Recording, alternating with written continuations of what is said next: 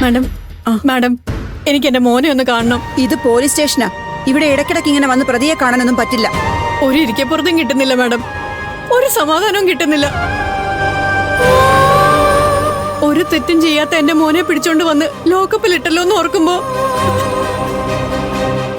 ഒന്ന് കണ്ടിട്ട് ഞാൻ ഉടനെ പൊയ്ക്കോളാം മാഡം. സാർ അറിഞ്ഞ ഞാൻ ആ വഴക്ക് വെക്കേണ്ടി വരിക. സാർ ഇപ്പൊ വരും, അതിനു മുമ്പ് കണ്ടിട്ട് പൊക്കോളൂ. ചെല്ലേ.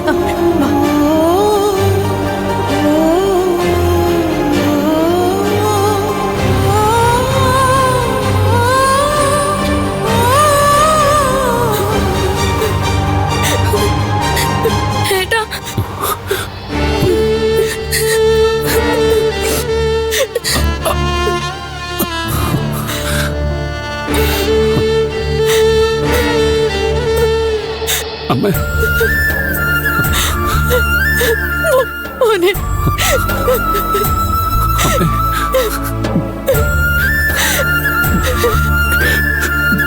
നിങ്ങൾ എന്തിനാ ഇങ്ങോട്ട് വന്നത്? നീ ഇതിനകത്ത് കിടക്കുമ്പോ എന്ത് സമാധാനത്തിലാണ് ഞാൻ വീട്ടിലിരിക്കുക. പോലീസുകാര് എന്നെ ഒരുപാട് തല്ലിയല്ലേ? അവര് മോനെ ആഹാരം വല്ലതും തന്നോ? തല്ലി ചതച്ചിട്ട് കഴിക്കാൻ പോലും തരാതെ ഇതിനകത്ത് ഇട്ടിരിക്കുക. കണ്ണിച്ചോരയില്ലാത്ത ദുഷ്ടന്മാര്. എന്റെ മോന്റെ കോലം കണ്ടിട്ട് അമ്മയ്ക്ക് സഹിക്കാൻ പറ്റുന്നില്ലടാ. അമ്മയും കൊണ്ട് നീ എന്തിനാ ഇങ്ങോട്ട് വന്നത്? എനിക്ക് ഒരു കുഴപ്പമില്ല അമ്മേ. അമ്മ പൊയ്ക്കോ. എടി, അമ്മയെ കൂട്ടിക്കൊണ്ടുപോകും. മോളെ അതിങ്ങെടുക്ക്.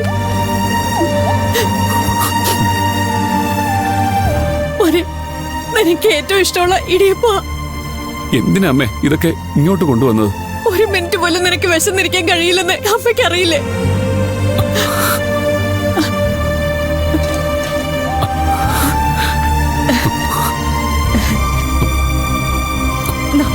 മോൻ കഴിക്ക്.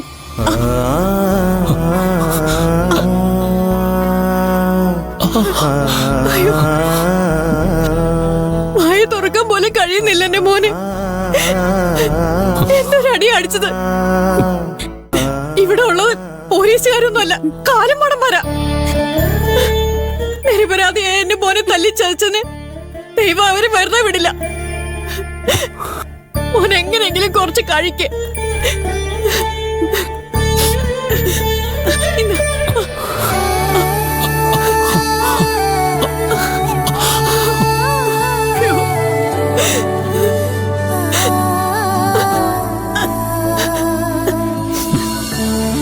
ഇതും കൂടെ കഴിക്കും.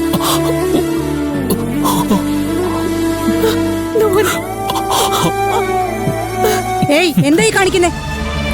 ഇതൊന്നും ഇവിടെ പറ്റില്ല. ഇവനുള്ള ആഹാരം ഞങ്ങൾ വാങ്ങിക്കൊടുത്തോളാം. എന്നിട്ട് കൊടുത്തോ? ഇന്നലെ വൈകിട്ട് ഇവനെ ഇവിടെ കൊണ്ടുവന്നിട്ടതല്ലേ? ഈ നേരത്തിനിടയില് നിങ്ങൾ ഇവനെ എന്തെങ്കിലും വാങ്ങിച്ചു കൊടുത്തോ? തല്ലി ചതച്ച് പട്ടിണി കിട്ടിട്ട് പറയുന്ന കേട്ടില്ലേ ഞങ്ങൾ വാങ്ങിച്ചു കൊടുത്തോളാന്ന്. പെറ്റു വയറിന് ഇതൊന്നും കണ്ടു സഹിക്കാൻ പറ്റില്ല. കഴിക്കും. പറ്റില്ലെന്നല്ലേ പറഞ്ഞത്? ഇങ്ങോട്ട് തരാനല്ലേ പറഞ്ഞേ? ഇവിടുത്താ തരാനാ പറഞ്ഞേ. തരാനാ പറഞ്ഞേ.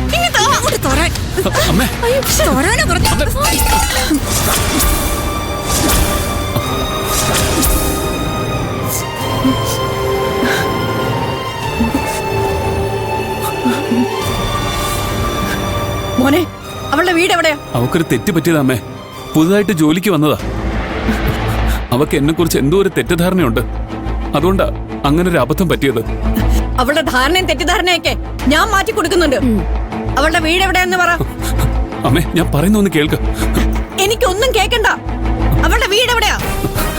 വേണ്ടമ്മേ, അമ്മ അവളോട് വഴക്കിനൊന്നും പോണ്ട. അമ്മ വിചാരിക്കുന്ന പോലെയൊന്നും അല്ല. അവളൊരു പാവാ. ശരി, നീ പറയണ്ട, ഞാൻ കണ്ടുപിടിച്ചോളാം. വാടി. അമ്മേ,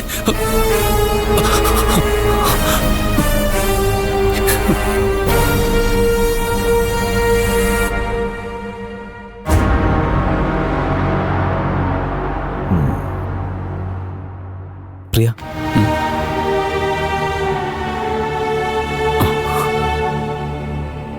എന്തിനാടാ ഇങ്ങോട്ട് വന്നത്? അനിയത്തിയാണ്, ചേച്ചിമാരാണ്, കൂടപ്പിറപ്പുകളാണെന്നൊക്കെ പറഞ്ഞ് എല്ലാവരെയും സഹായിക്കാൻ ഓടി നടന്നവനല്ലേ? അതിനുള്ള കൂലി കിട്ടിയില്ലേ? നിന്റെ തലയിൽ കുറ്റം കെട്ടിവെക്കുമ്പോ പ്രിയൻ അത് ചെയ്യില്ലെന്ന് പറയാൻ നാവ് പൊങ്ങിയത് ജയന്തിക്കും ഓർമ്മയും കഥയുമില്ലാത്ത ആ സൗസവനും മാത്രം. ബാക്കി എല്ലാരും നിന്നോട് നന്ദിയേട് കാണിച്ചു. സാരമില്ലടാ, നന്ദിയൊന്നും പ്രതീക്ഷിച്ചല്ലോ ഞാൻ അവരെ സഹായിച്ചത്. ശരി, ഇത് നമ്മുടെ വക്കീല. നിന്നെ ഇറക്കാൻ പറ്റുമെന്ന് ഞാനൊന്ന് നോക്കട്ടെ. ശരിയടാ, വാ.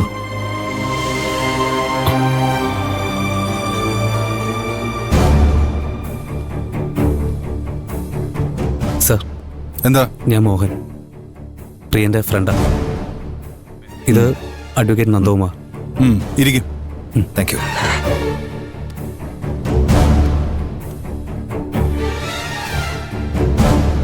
നിങ്ങൾ അയാളെ നന്നായി കൈകാര്യം ചെയ്തിട്ടുണ്ടെന്ന് കണ്ടാൽ തന്നെ അറിയാം. പ്രതികളെ മർദ്ദിക്കാൻ പാടില്ലെന്നല്ലേ നിയമം. ഒളിക്യാമറ വെച്ച് കൂടെ ജോലി ചെയ്യുന്ന സ്ത്രീകളുടെ നഗ്നത പകർത്തിയവനെ തല്ലാതെ പിന്നെ ഉമ്മ വയ്ക്കണോ?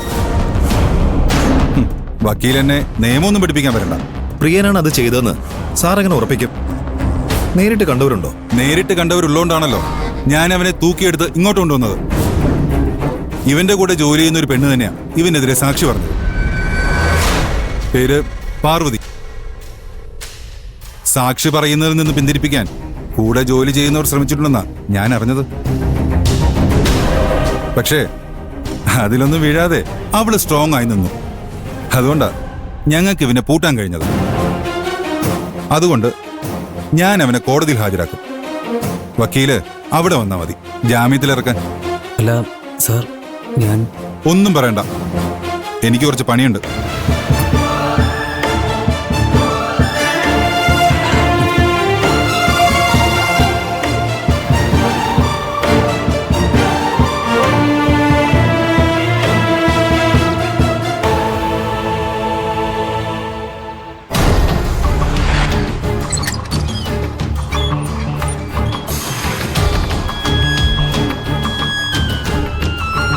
പാർവതി, നിന്നെ കാണാൻ ഒരു സ്ത്രീ വന്നിട്ടുണ്ടോ?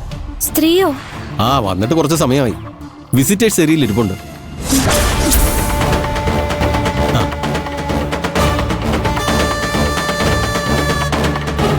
പാർവതിയല്ലേ? എനിക്ക് മനസ്സിലായില്ലല്ലോ.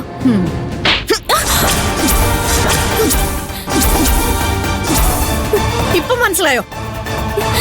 ഏയ്, എന്താ ഇത്? നിങ്ങൾ എന്തൊക്കെയാ കാണിക്കുന്നേ? ആരാ നിങ്ങള്? എന്തിനാ അവളെ തല്ലുന്നേ? തല്ലുകല്ല, തല്ലി കൊല്ലുക വേണ്ട അവളെ. അതെന്തിനാന്നാ ചോദിക്കുന്നത്? എന്റെ മോൻ അനാവശ്യമായി ആരെങ്കിലും തല്ലി എന്ന് പറഞ്ഞാ അത് ഞാൻ ചിലപ്പോ വിശ്വസിക്കും. അവൻ ഒരാളെ കൊന്നു പറഞ്ഞാ അത് ഞാൻ ചിലപ്പോ വിശ്വസിക്കും.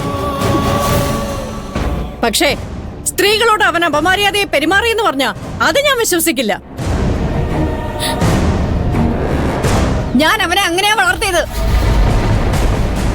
അമ്മയെ അനിയത്തിയൊക്കെ ബഹുമാനിക്കുന്നത് പോലെ മറ്റു സ്ത്രീകളെയും ബഹുമാനിക്കാൻ പഠിപ്പിച്ചു തന്നെയാ ഞാൻ അവനെ വളർത്തിയത്. ഇങ്ങനെ തലയും വാലും ഇല്ലാതെ പറഞ്ഞാ എങ്ങനെ മനസ്സിലാവുക? ഞാൻ പറഞ്ഞതേ ദേ ഇവക്ക് മനസ്സിലായിട്ടുണ്ടാവും. സ്ത്രീകളെ ചെക്ക് ചെയ്യുന്ന സ്ഥലത്ത് അവൻ ഒളിക്യാമറ വെക്കുന്നത് നീ കണ്ണുകൊണ്ട് കണ്ടു എന്നല്ലേ പോലീസിനോട് പറഞ്ഞത്? നീ കണ്ടോ? നിനക്കും ഉണ്ടാവില്ലേ നിന്നെ പെറ്റുപോറ്റിയ ഒരു അമ്മ? അവരുടെ പേരിൽ നിനക്ക് സത്യം ചെയ്യാൻ പറ്റുമോ അവൻ ഒളിക്യാമറ വെക്കുന്നത് നീ നിന്റെ കണ്ണുകൊണ്ട് കണ്ടുന്ന്? ഇത് പ്രിയന്റെ അമ്മയായിരുന്നു. ഓ, അയാളുടെ അമ്മയാണല്ലേ? ഇവളെല്ലാം ഞങ്ങളോട് പറഞ്ഞിരുന്നു.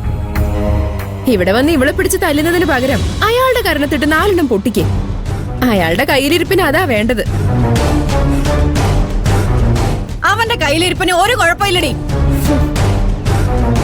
അമ്മയും പെങ്ങളെയൊന്നും തിരിച്ചറിയാത്തവനല്ല അവൻ. അവനൊരു തെറ്റ് ചെയ്തിട്ടുണ്ട്. അഷ്ടയ്ക്ക് വകയില്ലാതെ ഈ ടൗണിൽ എത്തിയവൾക്ക് ഒരു ജോലി വാങ്ങിച്ചു കൊടുത്തു. ആ ഒരു തെറ്റ് അവൻ ചെയ്തിട്ടുണ്ട്.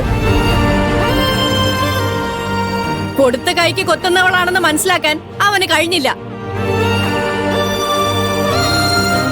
ജോലി വാങ്ങിക്കൊടുത്തവൻ ചെറ്റത്തരം ചെയ്യുന്നത് കണ്ട മിണ്ടാതെ നിക്കണമെന്നാണോ നിങ്ങൾ പറയുന്നത്?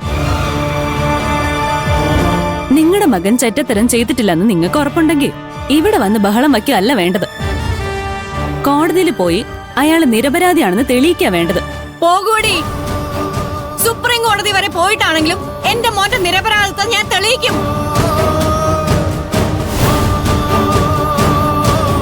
നിരപരാധിയായ എന്റെ മോനോട് ദുഷ്ടത്തരം ചെയ്തതിന് ദൈവം നിന്നെ വെറുതെ വിടില്ലടി.